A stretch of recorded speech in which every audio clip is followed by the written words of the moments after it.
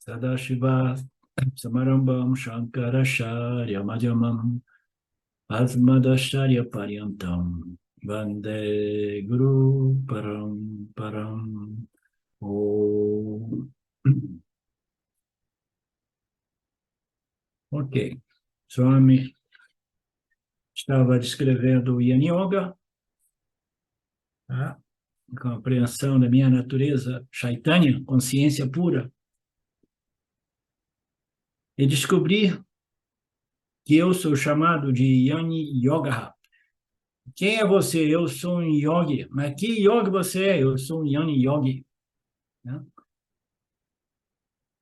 Tudo isso discutido desde este versículo 13 até o versículo 22 deste capítulo, onde nós abordamos a natureza do eu superior. Muito abordado também no capítulo 2. Vocês todos lembram, né? As características do ser, né? Quais são os aspectos deste ser que nós somos, desta consciência, né? E diz que nós somos Satitananda, que nós somos um princípio consciente, livre, autocontido e independente, jamais vinculado às limitações do corpo-mente. Diversas analogias, né? Entre elas, a analogia da luz, que permeia, ilumina e revela todos os objetos, sem jamais estar vinculado aos objetos. A luz é o princípio que ilumina e revela o mundo para a gente, né? Mas ela é livre e independente do mundo. Mas por que a luz é um ótimo símbolo do ser, em analogia? Porque o ser é a consciência que ilumina e revela o universo para o Jiva Atma. Mas ainda assim é livre e independente do complexo corpo-mente, que é um instrumento através do qual ela ilumina e revela o universo para o Jivatma.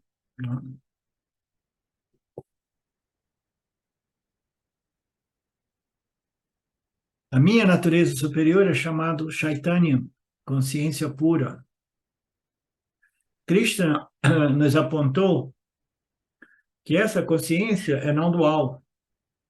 Os corpos e os mundos e as mentes são inúmeros, né? São infinitos em números.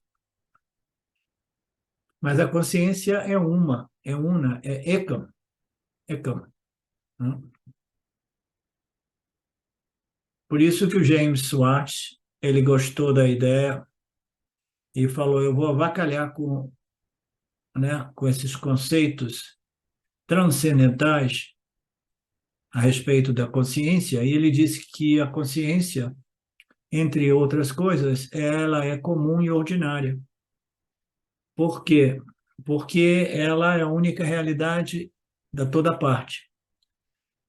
Então, a ordinariedade dessa consciência, né, que a faz tão comum, né, é o fato de que ela é a única realidade e que ela é um sem um segundo. Então, ela é ekam, é um, é una. Enquanto que os namarupas, os corpos, mentes, as configurações dos objetos, são infinitos em números.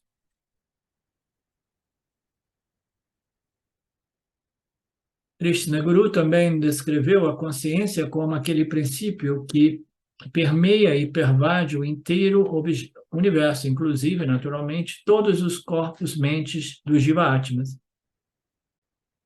Só existe uma consciência, ela é não dual, ela é ekam, e nós somos essa consciência. Aí tem pessoas que vão ficar meio, né, desapontados com essas declarações e dizem assim, poxa, mas qual é a natureza ekam? E saber que só existe você, né? Onde é que está a diversão em tudo isso? Você descobrir que não existe realmente a dualidade, né?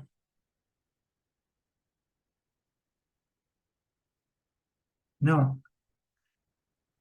Esta compreensão não cancela a dualidade, não cancela mitya, as interações e as transações continuam para o Jivatma.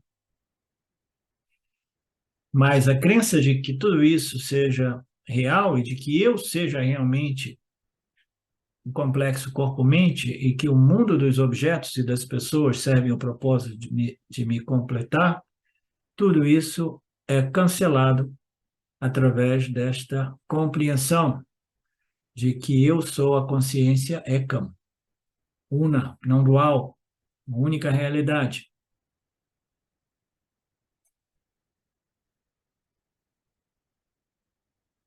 Então, todos os aspectos daquilo que nós somos, né? O corpo físico é destruído, a consciência continua a existir, né? Eternamente, sem poder transacionar ou se expressar, porque um instrumento de expressão foi destruído, né? Então, isso me lembra uma amiga minha lá de Ubatuba, que o Sidem conheceu ela muito bem. Quando ela ouviu isso, ela falou assim, putz, mano, qual é a vantagem de descobrir eu sou a consciência e o que eu permaneço, né? Após o corpo-mente ser destruído, né? Muito embora eu permaneça sem aquele instrumento para interagir com o campo, né? Essa minha amiga dizia, putz, mas qual é a vantagem de descobrir que eu sou essa consciência livre e que não morre com o corpo, mas ainda assim permanece, mas sem aquele instrumento de interação, né? Não, eu quero ambos.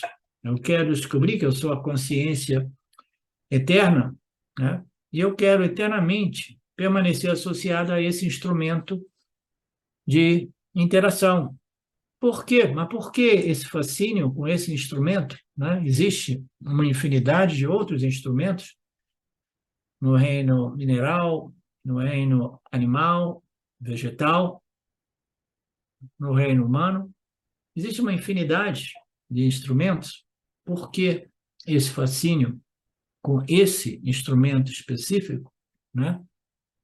É porque a ignorância é realmente profundamente arraigada e produz essa identificação com este corpinho que acorda com a gente todo dia de manhã na nossa cama. Você já notou que ele não desgruda, né?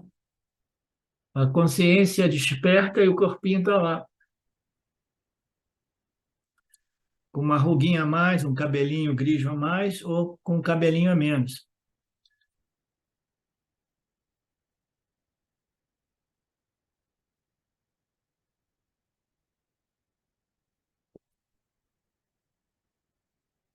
Saber que você é a consciência implica saber que você é livre e independente do mundo e dos instrumentos que permitem a experiência do mundo.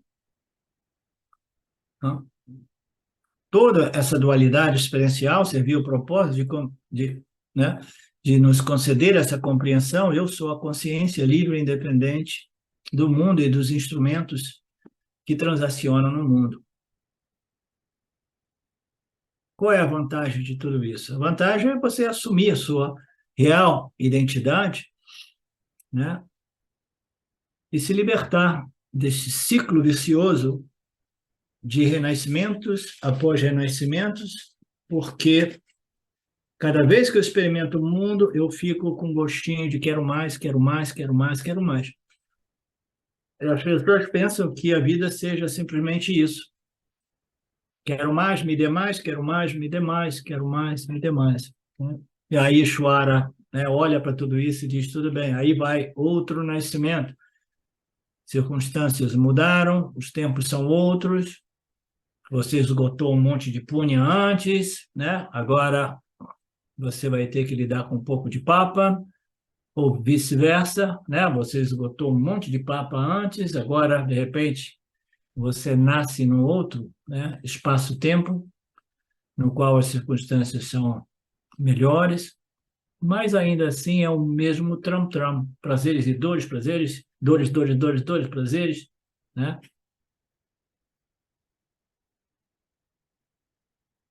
Eu estive visitando o meu filho recentemente E aí teve um momento numa conversa com ele que ele perguntou para mim qual é a sua idade. Aí eu falei a minha idade para ele, eu sou 68, eu fiz 68 essa semana. Aí ele falou, 68? Eu falei, ah, sim, você não sabia? Sim, 68. Aí ele falou, então tudo bem, com a tecnologia moderna e com inteligência artificial, você provavelmente tem outros 40 anos pela frente. Olha a fantasia do cara. Aí eu olhei para ele e falei assim, meu filho, mas quem é que quer ficar mais 40 anos por aqui? Ele olhou para mim e não falou nada, né? Para que ficar mais 40 anos por aqui? Mas essa é a mentalidade. Meu pai está lá, 94 anos e querendo chegar na marca dos 100 anos, que nem Henry Kissinger, que fez 100 anos, né, recentemente. Velho, velho todo, não consegue quase mais falar, porque não importa o quanto esses seres sejam ricos, né? A mortalidade chega um pouco mais tarde para eles, porque eles têm diversas estratégias de prolongar um pouco mais a vida deles, mas chega com todas as dificuldades e limitações. O cara nem conseguiu viu a entrevista que ele quase não consegue mais falar direito. Fez 100 anos.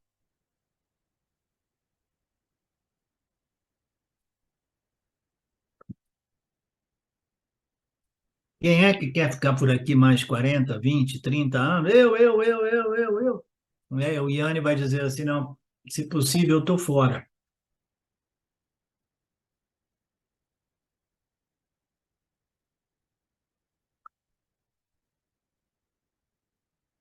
A consciência é nitya, eterna. A consciência é sarvagataha, toda pervasiva, né? Isso são aspectos da consciência. Krishna apontou no segundo capítulo também que essa consciência é nirvikara. Ela não é sujeita a modificações ou mudanças. Ela não faz nada para fazer coisas. Modificação é necessária. E ela não faz nada e ela jamais se modifica. Uma outra característica desta consciência que nós somos, né?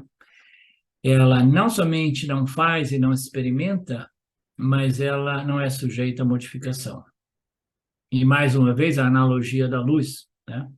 A luz ilumina tudo indiscriminadamente, ela reflete em tudo aquilo que ela ilumina e revela, mas ela jamais se modifica.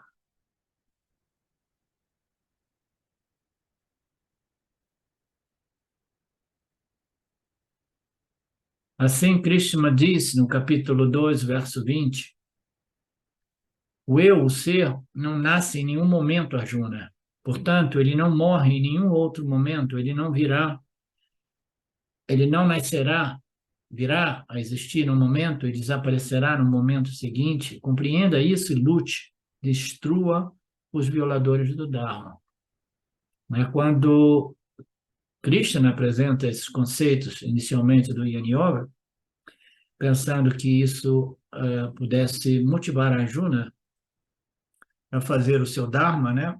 Ele ficou surpreso, ou não, mas verificou que essas declarações dos Upanishads não motivaram Arjuna a agir em Mitya, porque são declarações a respeito da natureza, a carta do ser, a natureza imortal do ser, e aí aparece como um paradoxo. Você está falando daquilo que não faz, que não experimenta, né, que não se modifica, né, que o fogo não pode queimar, que a espada não pode cortar, que a flecha não pode perfurar, e ao mesmo tempo você está me instigando a fazer essa ação, né, violenta, um genocídio, destruindo todas aquelas pessoas, né? Não, entendi que todos aqui são seres não nascidos. Fim de papo, eu não preciso de me preocupar de assassinar os violadores do Dharma, porque tudo isso aqui é tão bom quanto inexistente, né? E é aí que o guru tem que, né, explicar claramente a diferença entre Satya e Mithya e a importância de se conduzir, se comportar em Mithya segundo as leis de Mithya. e uma delas das leis de Miti, é a preservação do Dharma.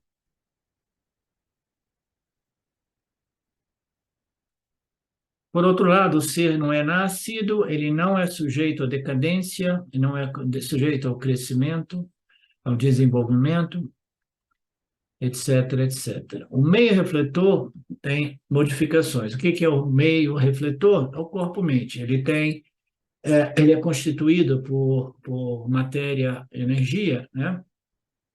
E aqui o Swami diz que ele possui algumas modificações que são inerentes ao corpo-mente, mas jamais inerentes à consciência, porque a consciência é livre de modificações.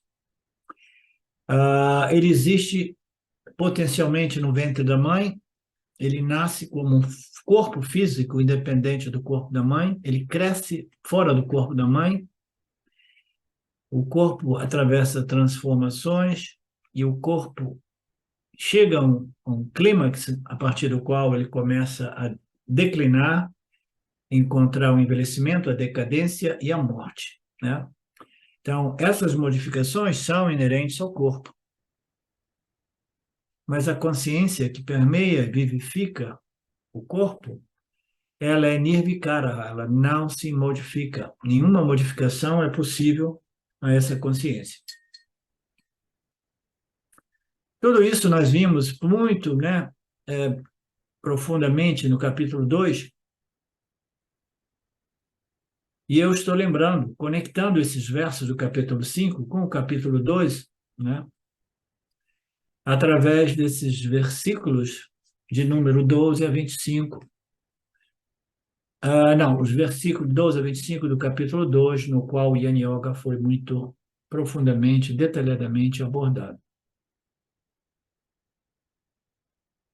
Se o Swami está conectando essa parte do capítulo 5 com aquela parte do capítulo 2, no qual o Yana Yoga foi mais evidente, né? O Yana Yoga, no Gita, ele aparece e desaparece, aparece e desaparece. Ele está mais ou menos através de todos os capítulos, né? Então, Krishna aponta que a consciência não sofre modificação, ela não faz ação, ela não se modifica, a ação envolve mudança. Se eu tiver que fazer uma ação física, o corpo físico irá sofrer uma mudança. Uma ação verbal requer também uma modificação, né? Eu tenho que começar a falar, né? A fala é uma forma de modificação. Se antes a boca estava fechada, agora a boca está aberta. E aí o indivíduo que fala muito cansa, né, depois de algum tempo. Algumas pessoas podem falar por meia hora, uma hora, algumas por 12 horas, mas depois de algum tempo, todas as pessoas, sejam elas samsaris ou não samsaris, elas se cansam. Isso é tudo parte da natureza nirvik. Qual é o oposto de nirvikara? Cara, não, agora eu não sei, não vou arriscar. Tudo isso é parte da natureza, a mudança.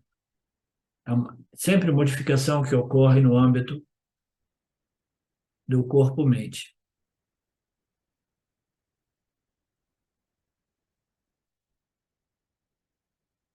Até mesmo as atividades intelectuais envolvem movimentos intelectuais que cansam a mente. A gente sabe disso, né? Minha mente está cansada, meu intelecto está cansado. É uma modificação, porque o corpo-mente, né, é um processador, é uma máquina, né? E ela vai se modificando e cansando, principalmente com a idade mais avançada. Todas as ações envolvem modificações no corpo-mente. Existem ações físicas que produzem modificações físicas.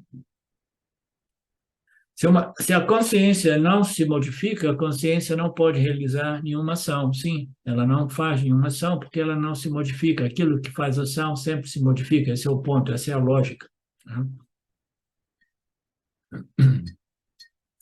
E aí o exemplo, a analogia do ser, né, como espaço, né, ela é muito relevante, né? O espaço, ele acomoda tudo, né, sem jamais se modificar.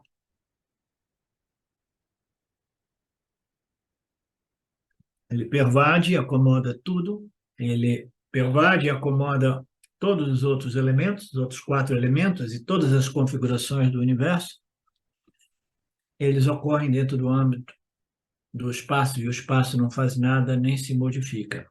Ele é todo pervasivo. Portanto, esta constante, né, metáfora ou analogia da consciência com o espaço. A gente pensa que o espaço se move, não, o ar se move, mas o espaço não se move. Não, não, eu engordei um pouco, agora toda vez que eu sento na minha cadeira, eu sinto que o espaço, ele, ele sai espremido para os lados. Não, isso não ocorre.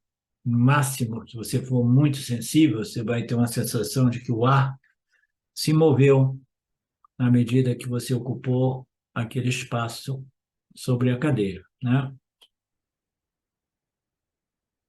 Dessa maneira, Krishna diz que a consciência é livre da ação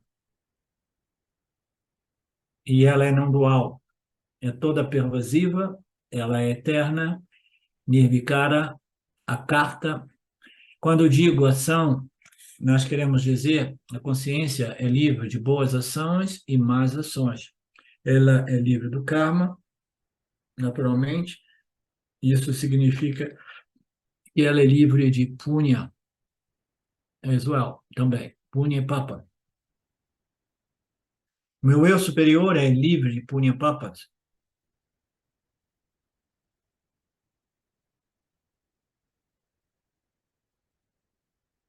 Se o Atma é livre da ação, a carta, a consequência natural é que ele também é a bhokta.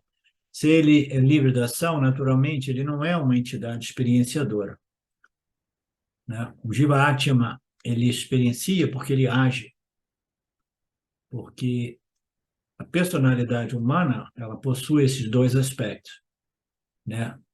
A minha personalidade no momento da minha ação e a minha personalidade, o meu comportamento, a minha atitude no momento do recebimento, né, dos resultados, do meu parábada, né? A gente pode observar a personalidade, o caráter de um indivíduo, na medida que ele responde aos estímulos. Se o indivíduo está respondendo com uma certa sabedoria espiritual, né, observando o Dharma, etc. E a gente vê também no momento dele receber os resultados, se ele recebeu como prasada, com gratidão, com força, com equilíbrio, com compreensão, com sabedoria ou não. Então, a nossa personalidade, ela tem esses 2 aspectos, como fazedor e como experienciador dos resultados. A consciência, como ela não é um karta, ela não pode ser um bhokta. O karta bhokta se refere à entidade que faz e experiencia os frutos das ações.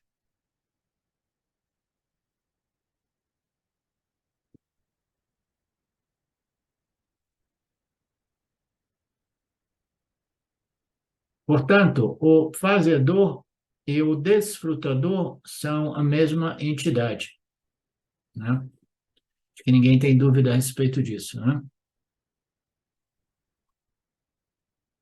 Portanto, Krishna nos diz que a pessoa sábia é aquela que assumiu o eu superior como sua real natureza.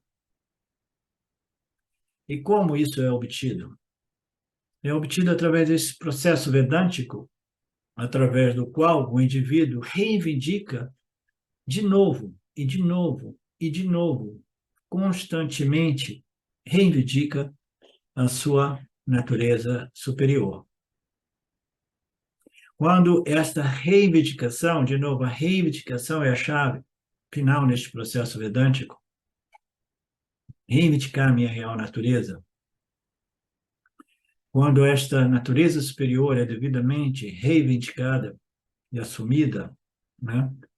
Aí o ego, que é o eu inferior, o eu aparente, ele se torna uma entidade que transaciona, mas ele se torna mais ou menos insignificante, porque a minha identidade não está, né, associada ao corpo-mente. A minha identidade está associada à minha natureza chaitanya, consciência e existência. Então, o corpo-mente é ali, ele é visto mais objetivamente do que nunca, né? E o indivíduo não leva a sério o corpo-mente como o samsara, como ele mesmo antes, né, de se tornar um yani. Vocês conhecem essa expressão, don't take your ego seriously, né? Não leva nada disso a sério, não leva o seu ego a sério, né? Veja tudo isso objetivamente, tá? Mas você só pode ver o ego objetivamente sem levar ele a sério, né? A sua autoimagem, o que os outros vão pensar da gente, etc., se você estiver devidamente identificado com a sua natureza superior. Isso requer um processo de Shravana, Manana e de Vyasana que conclui, né, com a constante reivindicação de minha real natureza. Reivindicação final é a chave. E ela deve nos acompanhar desde o início. Vocês que me conhecem há algum tempo, acho que ouviram eu dizer aqui e ali que muito antes do Vedanta, muito antes, né, desta compreensão final, eu já tinha ouvido falar, né, através dos gurus com os quais eu me associei, sendo Nisargadatta Maharaj, Ramana e tantos outros do Neo Advaita, né, que eu sou a consciência, né, e tudo é a consciência. Eu não sou a mente, eu não sou o ego, né? Então, esta lembrança constante é importante, porque toda vez que o ego ele obtém sucesso ou um fracasso, né, muito forte, né, ele vai sofrer, né, tanto a excitação do sucesso ou a depressão do fracasso, né? Então, o fracasso faz do ego a autoimagem do indivíduo, né? Ela detona a autoimagem do indivíduo, né? E eu lembro que eu dizia para mim mesmo, né? Eu posso de novo, né, me identificar com este ego, né, e experimentar essas depressões e excitações, mas eu reivindico de novo a minha natureza superior. Não importa, né, os meus fracassos, os meus colapsos, né, as minhas ignorâncias expressas em momentos, né, de profunda ignorância, né? Então, é como se o ego, que antes era algo importante, a gente está sempre ali, né, falando sobre o ego, quanto sábio, quanto belo, quanto isso, quanto rico eu sou,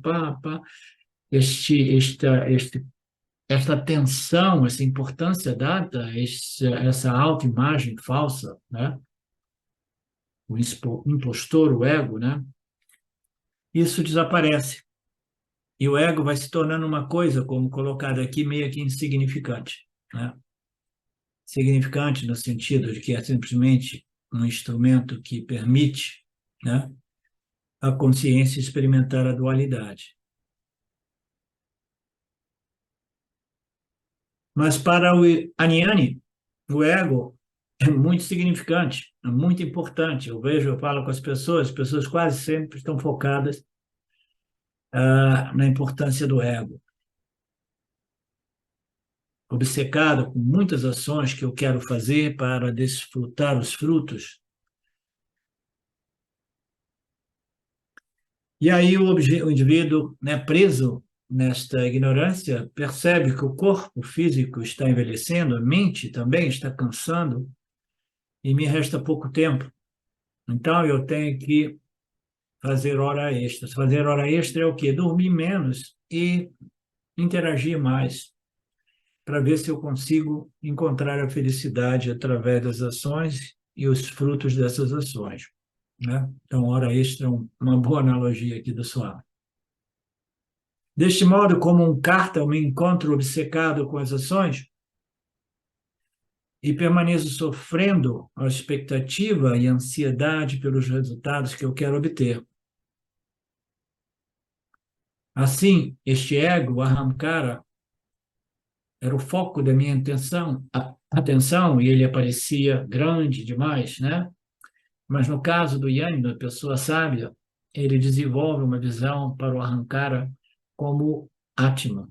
Então, isso é bonito. Se antes a gente diz que o Yanni vai ter uma visão do ego como algo insignificante, mas de um outro ângulo mais profundo, o Yanni ele vê o ego como o ser, né? Mas como assim? O ego é impostor, né?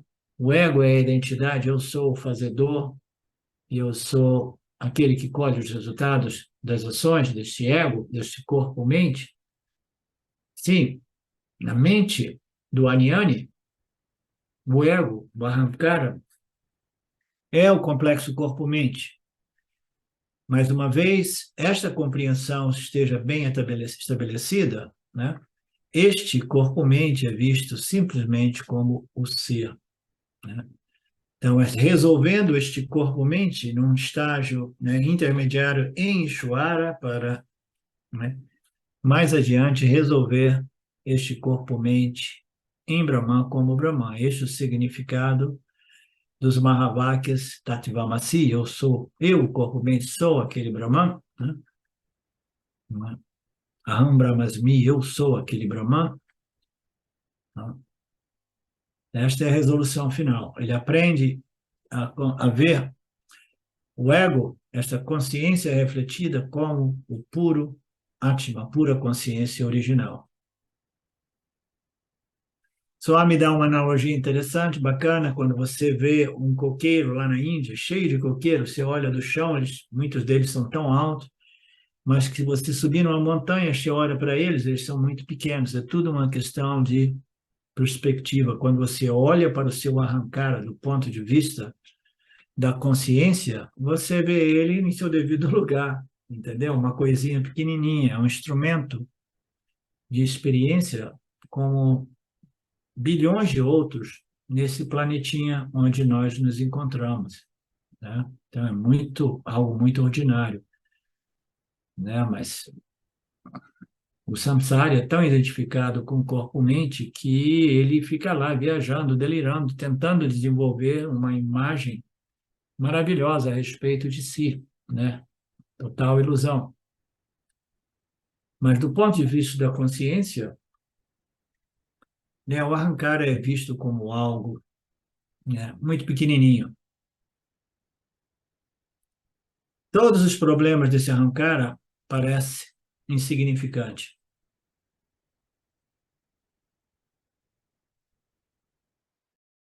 E como no caso de alguns astronautas que foram ditos, né, terem viajado no espaço, e no espaço vem o planeta Terra sem nenhuma fronteira, sem nenhuma divisão, sem nenhuma separação, um organismo vivo, né, uno. E aí lembrar que, visto de perto, né, existem cidades, existem nações, existem guerras e mais guerras, porque este é o planeta dos bárbaros, onde a guerra existe sempre. Então, tudo é uma questão de perspectiva. O Yanni não negligencia ou evita os problemas do Ahankara. O Yanni, ele olha o Ahankara do ponto de vista do ser, do Atman. Se eu estiver olhando para mim mesmo do ponto de vista do ego, né, eu estarei muito preocupado com as minhas ações, estarei preocupado com o futuro, né? Uma das preocupações constantes na mente das pessoas é: quando eu ficar velho, quem é que vai cuidar de mim? Né? Meu pai fala isso já há muito tempo. Então, a velhice e a morte se eu estiver muito envolvido com o meu corpo-mente, eu vou pensar, eu não posso ficar sozinho na velhice, eu tenho que arrumar um companheiro, uma companheira que cuide de mim na velhice, né? Por quê? Porque eu estou focado no arrancara, né?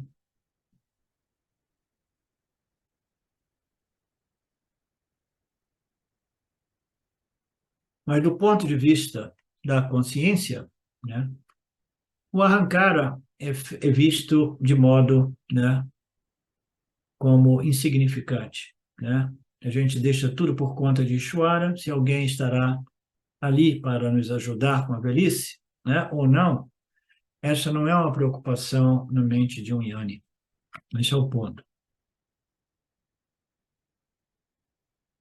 E do ponto de vista de Atma, eu vejo o meu corpo-mente e os outros corpos-mentes, objetivamente, entre bilhões de corpos-mentes neste planeta. Tudo está perfeitamente bem. É a identificação com a matéria que cria o sofrimento, né, psicológico humano.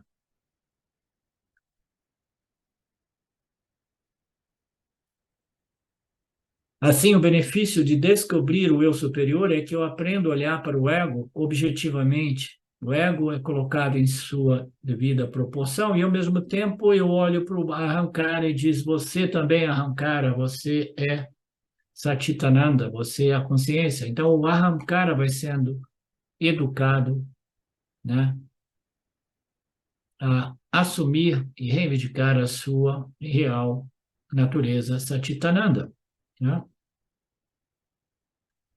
No início, as escrituras irão olhar para o Ahankara e dizer: você não é o corpo-mente, você é a consciência.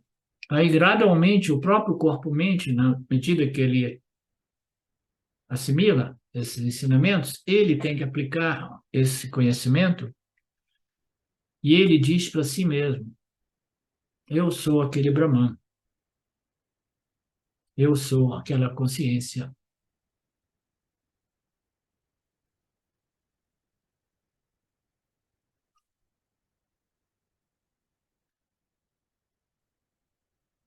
Então, os punhas e papas do corpo-mente se tornam insignificantes, do mesmo modo que o sonho se torna insignificante quando você acorda do estado do sonho para o estado de vigília, quando você desperta para a sua natureza superior, né? Os punha papas, as suas experiências, o seu destino, o que virá pela frente, se torna mais e mais irrelevante do ponto de vista do Yanni. Dentro do sonho, nós temos a impressão de que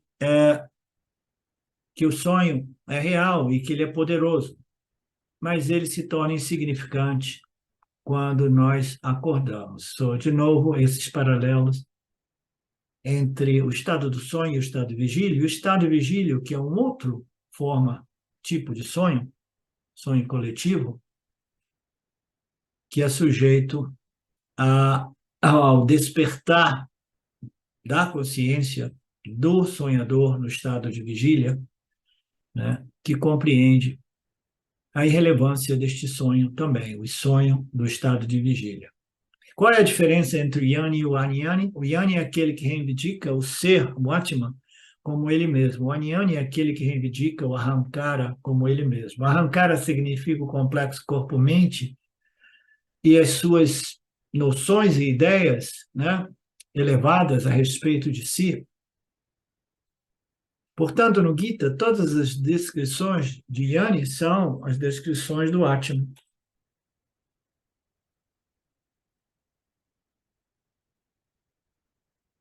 O que é o Atman? O Atman é aquele que compreendeu e assimilou e reivindicou a sua natureza Satchitananda, consciência e existência de natureza una, né?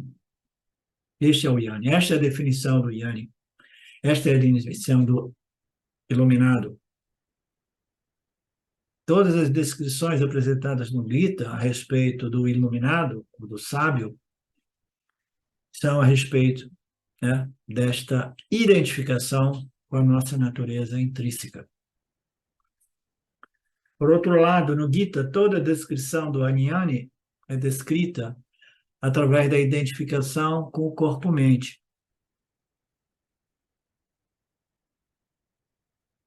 Deste modo, o que você é depende daquilo que você se identifica com. Portanto, é a coisa mais simples, é simplesmente uma questão de identidade, identificação, estabelecer a sua identidade, né? Estabelecimento de identidade. Vamos reexaminar o meu senso de identidade de tal modo que eu possa fazer uma revisão, né? E constatar se eu sou realmente o corpo-mente, o limitado, ou se eu sou a consciência infinitamente não limitada. Essa identificação faz a diferença na vida do Jivatma. Ou ele se identifica com o eu inferior e ele sofre no samsara, ou ele se identifica com o eu superior e ele é livre do samsara. E quando isso deve ser feito? Depois, quando eu me aposentar. E o Swami diz, não. Esta identificação, né, ou reivindicação constante, precisa ser feita aqui e agora, sempre, constantemente. Reivindicar, reivindicar, reivindicar. Uma vez eu tenha, né, compreendido a lógica, aceito a lógica que sustenta essas declarações dos Upanishads. A ignorância é profundamente arraigada, ela dirá, não, você é o corpo-mente. Ou no outro estágio, ela dirá, não, você é a consciência, mas você também é o corpo-mente, que é um problema. Mas ainda assim, nós temos que reivindicar, eu sou somente o Atma, eu sou somente a consciência de natureza infinitamente não limitada. O ego, o ahamkara, é simplesmente um instrumento à minha disposição. Uma vez essa identificação com o Atma esteja bem estabelecida, jamais o Jnani irá pensar ou dizer que eu sou o corpo. No máximo, ele dirá, eu vivifico esse corpo, eu experiencio através desse corpo, mas jamais ele pensará ou dirá, eu sou o corpo. Eu abençoo e vivifico este corpo. Este corpo desaparecerá em seu devido momento, mas, no entanto, eu, que estou abençoando o corpo, jamais irei desaparecer. Desta maneira, aonde está a preocupação com a morte na mente do Jnani?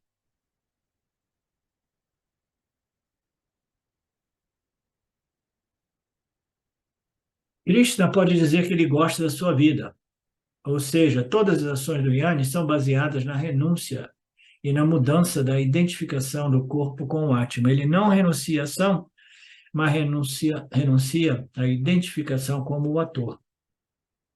A renúncia da ação, de novo e de novo, é a renúncia interior com o Ahamkara, a identificação com o Ahamkara, o fazedor e desfrutador.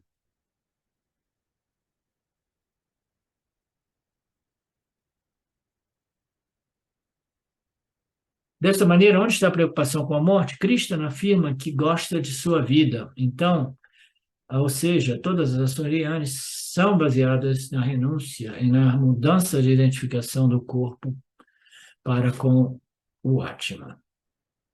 Eu não lembro dessa passagem na qual Krishna diz que eu gosto da minha vida, mas esta declaração não é contraditória, né? Porque o Yanni, ele tem uma apreciação pela vida, muito embora essa apreciação pela vida não represente um desejo por mais experiências na vida. Não representa apego pela vida. Uma coisa é apreciação pela vida, gosto pela vida, e outra coisa é apego e dependência, né? Quando a gente fala dependência da vida, dependência do corpo que experimenta o mundo, né? A minha vida, né? Como se diz por aí.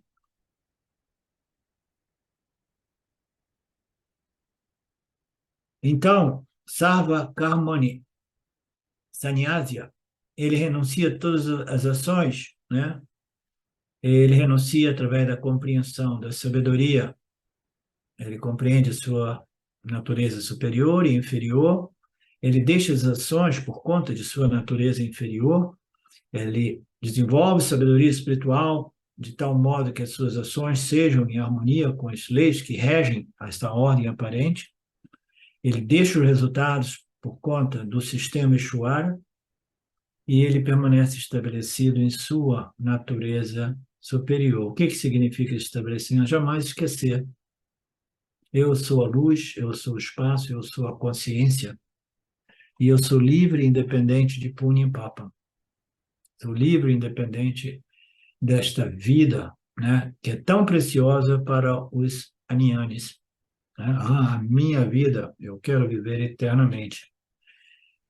Neste corpo como corpo. E o que é, então, esta sabedoria? Essa sabedoria é muito simples. Eu não sou este eu inferior, temporário, corpo-mente, eu sou o eu superior, o Atma. O Atma, a carta que não faz nada, o não fazedor. Portanto, eu renuncio à identificação com a Ahamkara através da sabedoria.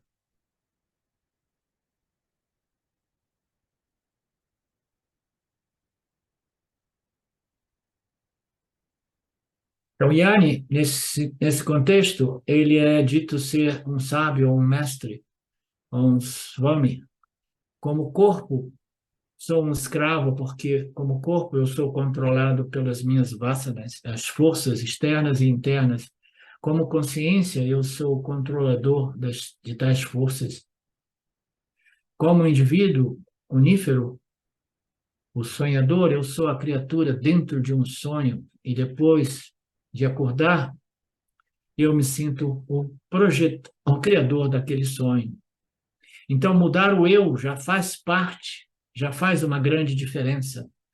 Nós mudamos o eu do sonhador para o Vishwa, o desperto, diariamente.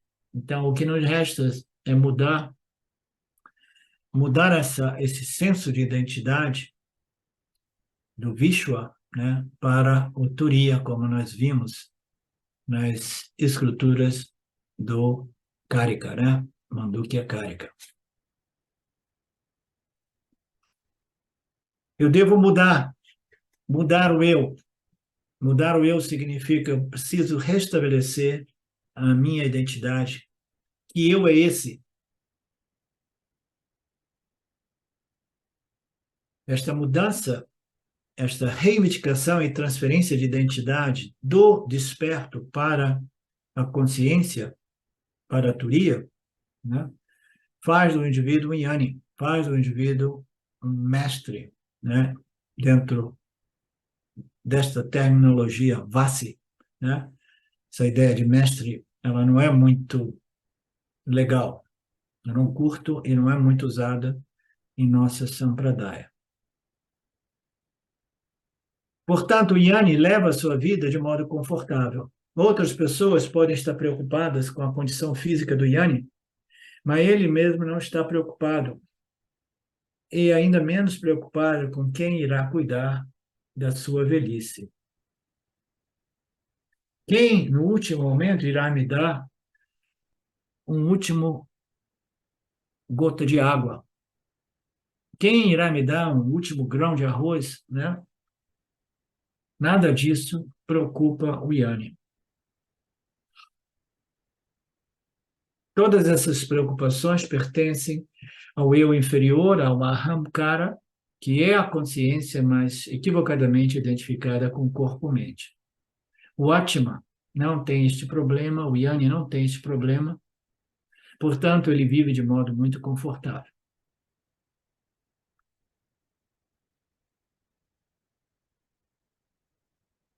Ok, nós paramos por aqui. Alguém tem alguma questão? Alguma colocação? Alguma reclamação?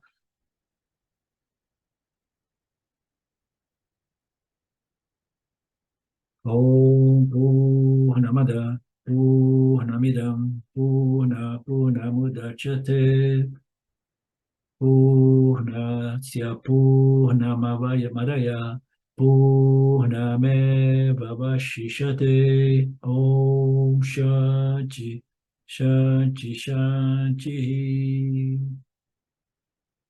Namastê. Até amanhã, Shvara permitindo.